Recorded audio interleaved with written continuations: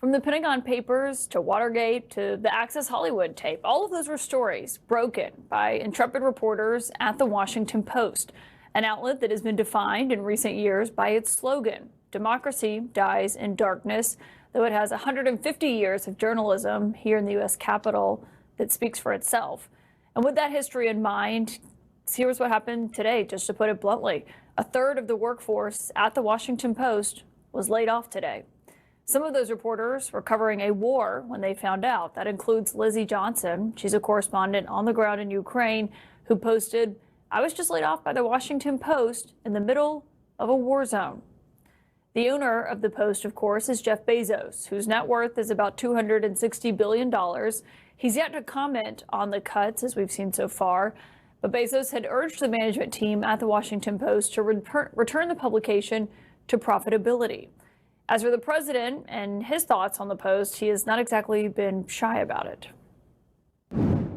The Washington Post is the enemy of the people. Washington Post is the enemy of the people. I think the Washington Post is a Russian asset. I think the Washington Post covers us very inaccurately. Almost everything the Washington Post does is fake.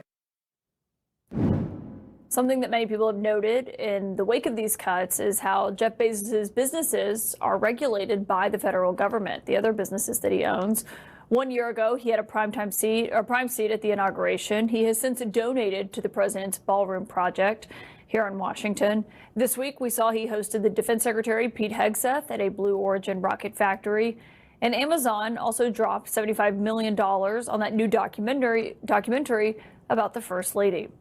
My next source tonight is the legendary former Post executive editor, Marty Barron. And it's great to have you here because I think you were the first person I thought of today.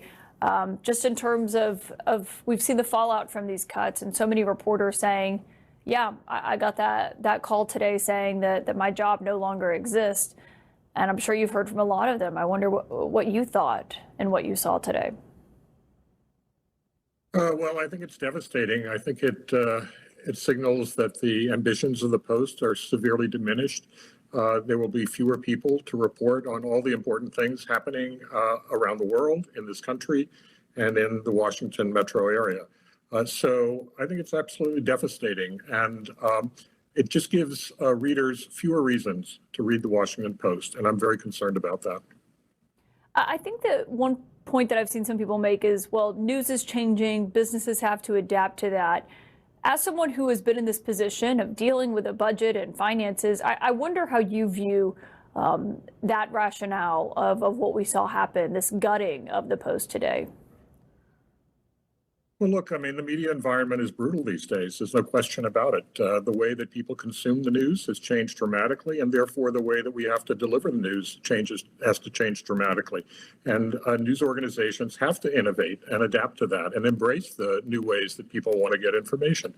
I mean, the Washington Post has been doing that. I mean, in 2015, Fast Company magazine named the Washington Post the most innovative media company in the world.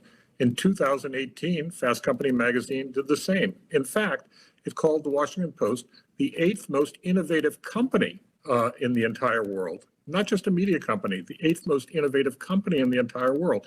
So the Washington Post has a history of innovating in recent years, certainly under the ownership of Jeff Bezos, and I think it's fully capable of continuing to do that. It needs to do that. But what we're seeing here, although they've called it a reset, it looks like more like a retreat from what the Post has long aspired to be, and that is to be an incredible source of information for Americans and for people throughout the world about what's happening around the world.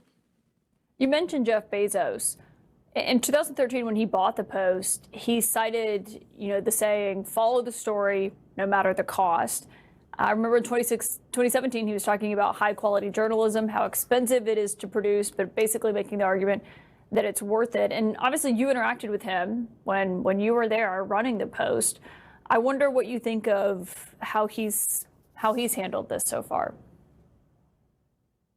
Well, look, I was pleased with his ownership when I was there. He invested in the Post. He advocated for the Post. He defended the Post against brutal attacks by Donald Trump. He resisted pressure from Donald Trump to Trump's efforts to disrupt his businesses, Amazon and then Blue Origin. I was pleased with that, but something has changed. I mean, I think he got distracted in 2019 and 2020, particularly with the pandemic. And then in 2024, something dramatically changed, and that was the return of Donald Trump to the White House, or the anticipated return of Trump to the White House. And when the Post decided not to run an editorial, to kill an editorial of endorsing Kamala Harris. And so hundreds of thousands of readers, hundreds of thousands of subscribers abandoned the Post. And then they were concerned about other things that Bezos did, all of which suggested that he was bending the knee to Donald Trump. And look, this is a paper that has been known as an independent newspaper. It declares itself to be an independent newspaper.